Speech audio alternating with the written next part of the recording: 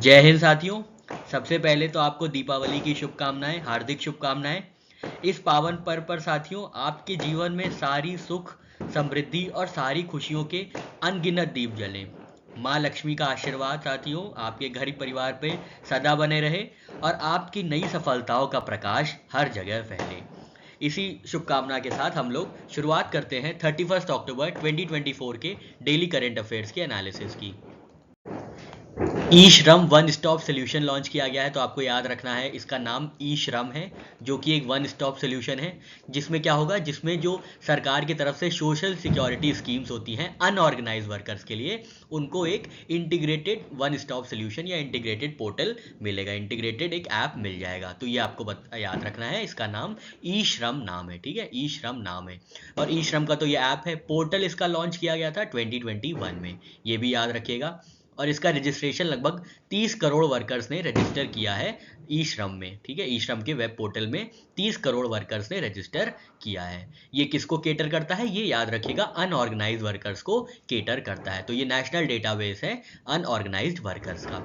Eligibility क्या होती है इस पोर्टल में रजिस्टर करने के लिए, तो 16 से 59 ईयर्स तक के जितने भी अनऑर्गेनाइज्ड वर्कर्स में जितने भी लोग हैं, जितने भी अनऑर्गेनाइज वर्कर में जितने भी व्यक्ति हैं 16 साल से 59 ईयर्स तक के बीच के, वो सारे ई श्रम में अपने आप को रजिस्टर करने के लिए एलिजिबल हो जाते हैं। अब इसमें क्या स्कीम्स इंटीग्रेट की गई हैं जो ये वन स्टॉप सोल्यूशन के नाम से जाना जा रहा है, तो इसमें one nation one ration card की सुविधा उपलब्ध है, इसमें मनरेगा की सुविधा उपलब्ध है, नेशनल सोशल असिस्टेंस प्रोग्राम की सुविधा उपलब्ध है, नेशनल कैरियर सर्विस की सुविधा उपलब्ध है और साथ ही साथ प्रधानमंत्री श्रम योगी मानधन योजना की भी सारी सुविधाएं उपलब्ध हैं।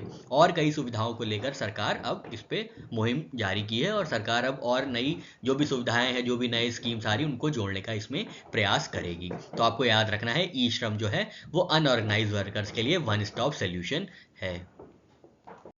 International workshop on modern technologies in survey resurvey for urban land records organise किया गया था न्यू दिल्ली में। तो ये आपको याद रखना है कि international workshop modern technologies in survey resurvey for urban land records का जो वर्कशॉप थी उसकी लोकेशन है न्यू दिल्ली। और इसको किसने ऑर्गेनाइज कराया गया है, तो इसको ऑर्गेनाइज किया गया है, इस वर्कशॉप को ऑर्गेनाइज किया गया है department of land resources, ministry of rural development के अंदर जो आता है डिपार्टमेंट ऑफ लैंड रिसोर्सेज, उन्होंने ये इंटरनेशनल वर्कशॉप कंडक्ट की है। इसका इनॉग्रेशन किया गया था यूनियन मिनिस्टर शिवराज सिंह चौहान जी हैं, जो कि मिनिस्टर ऑफ रूरल डेवलपमेंट है, उन्होंने इसका उद्घाटन किया था, इनॉग्रेशन किया था international workshop on modern technologies in survey resurvey for urban land records का। कहाँ पे होस्ट की गई थी, न्यू दिल्ली में होस्ट की गई थी। ठीक है, तो ये 3-4 मुख्य बातें हैं, इसको सिर्फ याद रखिएगा। International lead poisoning prevention week celebrate किया जाता है लास्ट वीक ऑफ अक्टूबर में, और इस बार ये ऑब्जर्व किया गया है अक्टूबर 2020 से अक्टूबर 2024 तक। तो ये बात आपको याद रखनी है कि international lead poisoning prevention week कब ऑब्जर्व किया जाता है, तो ये last full week of October को ये ऑब्जर्व किया जाता है। इस बार की थीम है bright futures begin lead free, bright futures begin lead free. तो बस याद रखिएगा लेड फ्री, लेड फ्री से याद रखेंगे तो आपका रिकॉग्निशन में जो भी मल्टी एमसीक्यूज होंगे वो आप रिकॉग्नाइज कर लेंगे, सही आंसर रिकॉग्नाइज कर लेंगे एग्जाम्स में। ठीक है, तो याद रखिएगा bright futures begin lead free, ये किसकी थीम है, तो ये international lead poisoning prevention week की थीम है। नेक्स्ट आते हैं, तो 23 अक्टूबर को ऑब्जर्व किया गया है world snow leopard day, world snow leopard day या international snow leopard day observe किया गया है। कब, 23 अक्टूबर को, ये बात याद रखिएगा, 23 अक्टूबर को वर्ल्ड स्नो डे या international snow leopard day observe किया गया है। ठीक है, इस बार की थीम है safeguarding snow leopard habitats for future generation. तो सारा काम जान रहे हैं आप लोग कि फ्यूचर जनरेशन के लिए हो रहा है।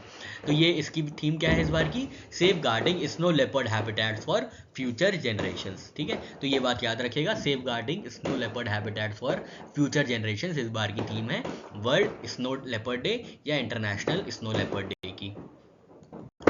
शुभा तोले जो कि एक इंडियन न्यूरो साइंटिस्ट हैं, उनको इलेक्ट किया गया है as president elect of international brain research organisation. President elect कौन होते हैं? जो पहले से चुन लिए जाते हैं प्रेसिडेंट, उनको प्रेसिडेंट इलेक्ट कहते हैं। ठीक है, तो ये बात याद रखिएगा। शुभा तोले जो कि इंडियन न्यूरो साइंटिस्ट हैं, उनको इलेक्ट किया गया है इंटरनेशनल ब्रेन रिसर्च ऑर्गेनाइजेशन का प्रेसिडेंट इलेक्ट। हिस्टोरिक एस्पेक्ट ये है, मुख्य बात ये है कि डेवलपिंग कंट्री से ये पहली साइंटिस्ट हैं जो इस पद पर आसीन होंगी, जो इस पद के लिए अपॉइंट की गई हैं। पहली साइंटिस्ट है, first scientist from a developing country to be appointed to this role. Current president कौन है इंटरनेशनल ब्रेन रिसर्च ऑर्गेनाइजेशन की? तो करेंट प्रेसिडेंट है ट्रेसी बेल। तो ये बात याद रखिएगा, करेंट प्रेसिडेंट है Tracey Bell. International brain research organisation की बात करें तो ये 1961 में फॉर्म हुई थी। इसका हेडक्वार्टर्स होता है पेरिस, फ्रांस में। इसका फंक्शन होता है ट्रेनिंग, एजुकेशन, रिसर्च और एडवोकेसी प्रोवाइड करना न्यूरो साइंस में। करेंट प्रेसिडेंट हमने देखा ट्रेसी बेल है, जो कि दिसंबर 2025 तक सर्व करेंगी। इसके बाद शुभा तोले जी इस पद पर आसीन होंगी। आगे बढ़ते हैं अपॉइंटमेंट में। तो सुमति धर्मवर्धना को इंटरनेशनल क्रिकेट काउंसिल की एंटी करप्शन यूनिट का इंडिपेंडेंट चेयर अपॉइंट किया गया है। ठीक है, सुमति धर्मवर्धना को, इसको रुकिए थोड़ा सा इरेज कर देते हैं तब आप चीज समझ में आएगा।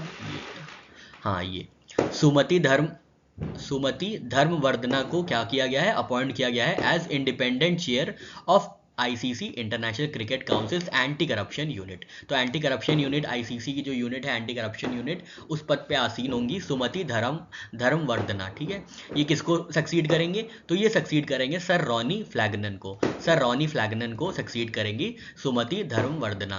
ठीक है, आईसीसी के हेडक्वार्टर और लीडरशिप की बात करें तो हेडक्वार्टर्स है दुबई, यूनाइटेड अरब अमीराट्स में। तो ये बात याद रखिएगा। एक और अपॉइंटमेंट है, हल्का सा देख लीजिएगा, वैसे पूछना नहीं चाहिए लेकिन फिर भी अगर पूछ लेता है तो आप तैयार रहिएगा। शेख नईम कासिम को अपॉइंट किया गया है as Hezbollah new secretary general. ठीक है, तो शेख नईम कासिम है जो कि हिजबुल्लाह के नए सेक्रेटरी जनरल के पद पर आसीन हुए हैं।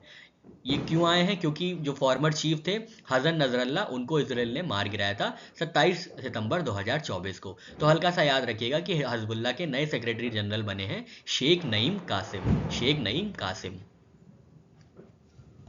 Insurance regulatory and development authority ने क्या किया है? इन्होंने टाइमलाइन एक्सटेंड कर दी है आईएफआरएस के इम्प्लीमेंटेशन की। आईएफआरएस 17 के इम्प्लीमेंटेशन की टाइमिंग IRDAI ने एक्सटेंड कर दी है टू 26-27। ठीक है, तो ये बात हल्की सी याद रखिएगा कि IFRS क्या है? International financial reporting system 17। किसने ये एक्सटेंड किया है? तो ये insurance regulatory and development authority of India ने ये किया है। क्यों किया है? ताकि जो हमारे बैंक है, जो बैंक स्पॉन्सर्ड बैंक है और non bank sponsored insurance companies हैं, वो उनको समय मिल सके IFRS 17 को इम्प्लीमेंट करने का। जितने भी बैंक स्पॉन्सर्ड इंश्योरेंस कंपनीज हैं और जितनी भी नॉन बैंक इंश्योरेंस कंपनीज हैं, उनको समय मिल जाएगा इस डेडलाइन से, तो इसलिए ये एक्सटेंड किया गया है। तो IFRS 17 क्या है देख लेते हैं। तो ये अकाउंटिंग स्टैंडर्ड है इंश्योरेंस कॉन्ट्रैक्ट्स के लिए। इंश्योरेंस कॉन्ट्रैक्ट्स के लिए इंटरनेशनल फाइनेंशियल रिपोर्टिंग सिस्टम 17 एक अकाउंटिंग स्टैंडर्ड है जो कि यूनिफॉर्मिटी मेंटेन करता है थ्रू आउट वर्ल्ड, इसलिए ये लाया गया है। इसको डेवलप किया गया था international accounting standard boards London, UK ने। ठीक है, इंटरनेशनल फाइनेंशियल रिपोर्टिंग सिस्टम 17 को डेवलप किया था international accounting standard boards London, UK ने। इंट्रोड्यूस किया गया था 2017 में। ठीक है, इसके प्रिंसिपल्स क्या है? Recognition, measurement, presentation and disclosure of insurance contracts. तो बस आप ये याद रखिएगा, IFRS 17 जो है ये इंश्योरेंस कॉन्ट्रैक्ट से संबंधित है और इसका डेडलाइन बढ़ा दी गई है 2026-27 तक। प्रीवियस डेडलाइन थी फिजिकल ईयर 25, मतलब 24-25 तक इसको इम्प्लीमेंट कर देना था, पर अब ये एक्सटेंड कर दी गई है 26-27 तक। IRDAI की बात करें तो ये फॉर्म हुई थी 1999 में अंडर IRDA एक्ट। तो ये एक स्टैट्यूटरी बॉडी है, क्योंकि एक एक्ट के अंदर फॉर्म हुई है तो ये स्टैट्यूटरी बॉडी हो जाती है। इसका काम क्या है? ये रेगुलेट करती है और डेवलप करती है इंश्योरेंस इंडस्ट्री इन इंडिया।